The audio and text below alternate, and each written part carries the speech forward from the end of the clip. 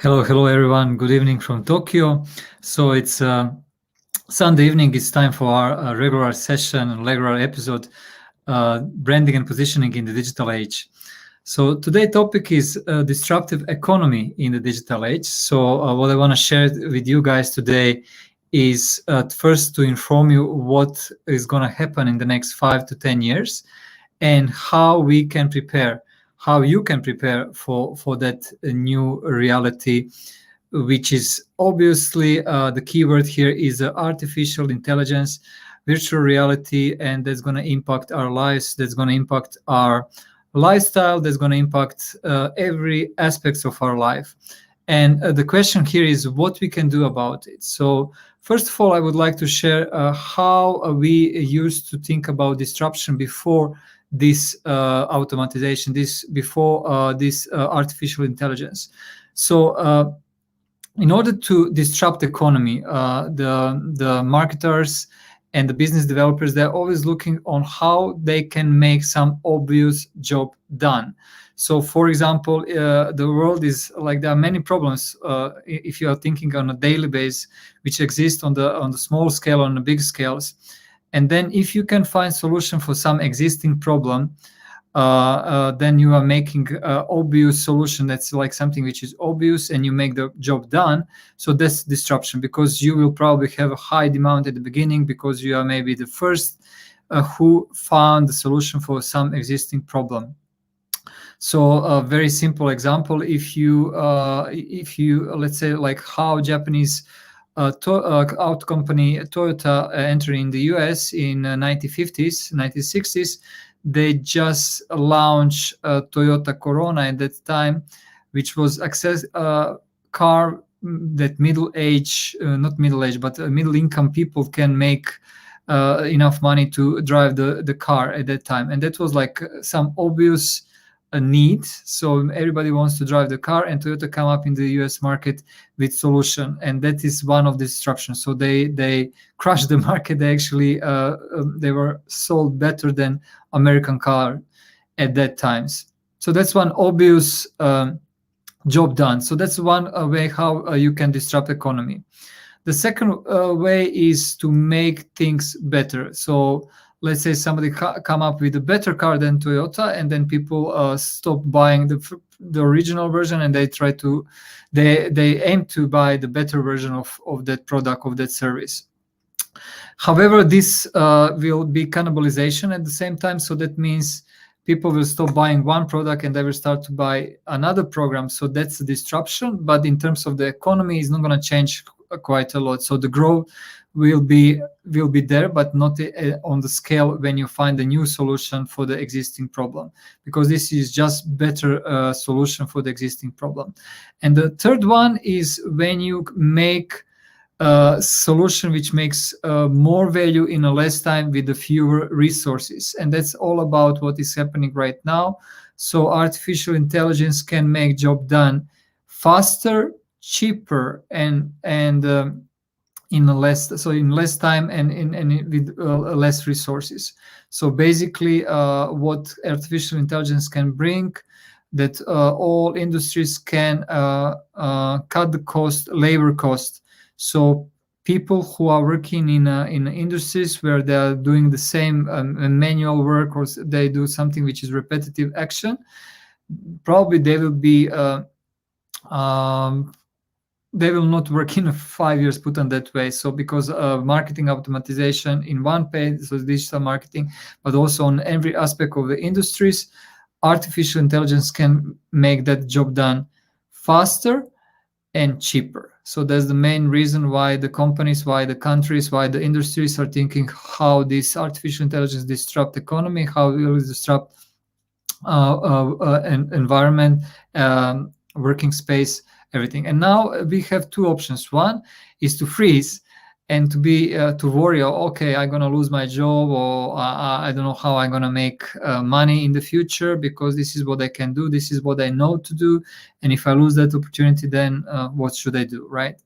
So, and if you're thinking about the female, like let's say in Japan, there are many part-time jobs which will disappear, and most of the part-time jobs actually are women are involved in the part-time jobs. So in the service industry, in hospitality, something which is repetitive action. Also, let's say on the in a supermarkets, in a hospitals, lawyers, so everything which you actually repeating the same actions, robots and machines can do better and cheaper. And in the future, probably, if you're in that field, you have to consider right now, today, this year, what you're gonna do in the next 5 years. The good news is that automation will also develop the new jobs which are not existing right now. So and actually that's what I want to be my focus today for you guys. So this is not time for panic. This is just time when we have to realize the world is changing. The COVID also actually accelerated this change. So we understand that we can work from home. We understand that that companies and the economies can actually be very stable even if all people are not working in the office. So that's a big mental shift, and that's just first step in the upcoming transition. So not only you can work from home, but something you are working right now, machine can take over of that job. So what we can do to actually keep our life happy and to keep our prosper finance, personal economy, families. So what we can do right now to secure the brighter future? The first thing is we have to focus on to work which only humans can do. So what kind of work only humans can do? That's a question for you. I'm very curious. What do you think about what kind of things only humans can do and robots cannot do? So that's number one. I would say think about what kind of creativity humans have and possess, which is super difficult for robots to learn. Although machines can learn, and many of designers of these algorithms now they are actually forcing machines to learn just like humans, just like we did. I mean, all of us humans, we are learning from experience. That's exactly what is happening right now with machines, with the robots, with artificial intelligence. It's learning, but on the bigger scale. However, where is inspiration coming from? Where is creativity coming from? That's a question I want you to ask yourself. Where is that coming from? Because that's something which probably robots will not be able to put the hands and find those kind of inspiration for something what they're gonna do. So our job actually as a humans will be very creative. That's a good news for the old people who are already creative. Don't worry, you don't have to be only like a coder, and you don't have to be like in front of the computer and only do something which you are helping robots with the algorithms and coding and writing the algorithms. So that's something which some population will definitely do, especially Gen Z. So they already have better knowledge, better understanding because they were born during the internet time from 1996 to 2016. So they basically already understand technology because they are using daily from day one, compared with millennials.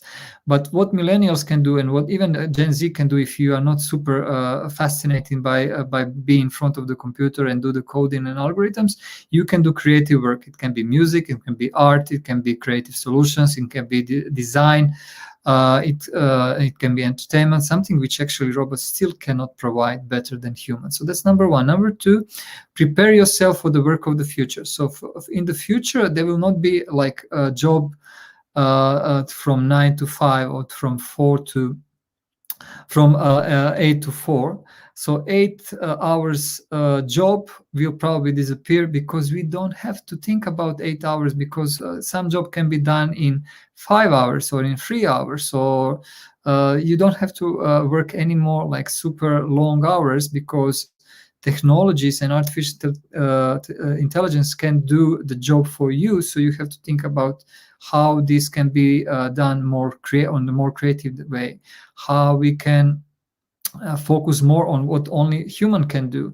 So if you are thinking from that perspective, then you will have a bright future. So basically what I want you to think about, how you're going to make and earn money by learning new things. So it's not about you're going to learn something and then you will get your diploma, you will get your certification, then you will find a job, you will apply for some jobs, and then they will ask you for the interview and you will get the job. No, this time is opposite. You are earning by learning. So you are someone who will create the job. So that's a beautiful news for the entrepreneurs and for creators, and that's why we are living in this age when many creators actually find a way how they can create a completely new jobs which didn't exist maybe 1 or 2 or 3 years ago, 5 years ago. Now they have become super popular because people realize I cannot just follow the system which is used to be from their parents, or it's used to be when they were on the university students, because from that time and today the world is very different place to be. And in the next 5 to 10 years, the world will be a very different place than which is today. So earning by learning means you will create the opportunity, you will create the new jobs which now you don't know that is going to exist. And that's something which robots and algorithms still cannot do, because only what they can do is get the information from the data, so something which is already exists. But you as a human, I'm as a human, we can be inspired with something which is not exist right now, or exists, but we have to find out what it is. And that's robot cannot do. So that's a good news for all of you guys who are worried about the next 5 to 10 years, what you're gonna do, because artificial intelligence will take a place. So I'm very positive about this transformation, because it's maybe what's going to happen is a digital renaissance. So robots will take over the place of the jobs which are very manual or very repetitive, just like Industrial Revolution. The same thing happened in 18th century when machines actually became the substitute for the manual work. Now we have artificial intelligence is actually substitute for something which is action which is basically coming from the minds as well. So it's also, but it's repetitive and is already exist. So we have to come up with something which is not exist, and that's something which creators actually like to do. So that's the good news. But what I want you to encourage you to think what you're gonna do, how you're gonna solve the problems which are now exist and nobody else actually think how to solve that problem. So that's again, to disrupt the economy, to disrupt something, you come up with something which is obvious, but nobody finds solutions. So you have to make that job done. So people will not pay you because you understand their needs, you understand who they are, demographics, all the kind of this. All digital marketing is all about the data. But if you want to be innovative, you have to really understand how to solve the problem, which will have demand. So it's more in focus on who is your target audience, is focused on what problem is not solved yet. So that's something number one. Number two, you can make something better than which is exists right now. So you can see frustrations there are many frustrations all over the world. So you can make better solution for existing product or existing service. Or number three, which is automation. But in this time, you don't have to worry about automation, because robots and artificial intelligence will think about it. You have to think about how you can be more efficient and with less resources, and that comes from the creativity. And how to be creative, from the history we know, actually during the Great Recession, during the difficult times, people become very creative. We know that from after World War II. We know that after the Middle Age, Renaissance happened. So now after the COVID, when the huge economic crisis will hit almost all countries all over the world, some people will become very creative. And I hope one of that people will be you, because if you position yourself right now, you will have a brighter future. And not only that, you will be a leader for others, because we also have to think not only to hire ourselves, but also to hire other people to work for us. So basically that big shift is going to change. So some jobs will disappear. Actually, there is a prediction 50-60% of jobs will disappear in the next 4 to 5 years. So we have to find new jobs which will be supplement for this 40 to 60% which will disappear. Hope you guys enjoy. Please make your comments on this video. Let me know what you think about disruptive economy in the digital age. How you're thinking to prepare. Do you already have idea what you're gonna do? Are you planning to do same what you're doing right now, or you're gonna do something different? Let us know. I'm looking forward to see your comments, and see you again next Sunday. Hope you enjoy. Subscribe to our YouTube channel, and see you soon.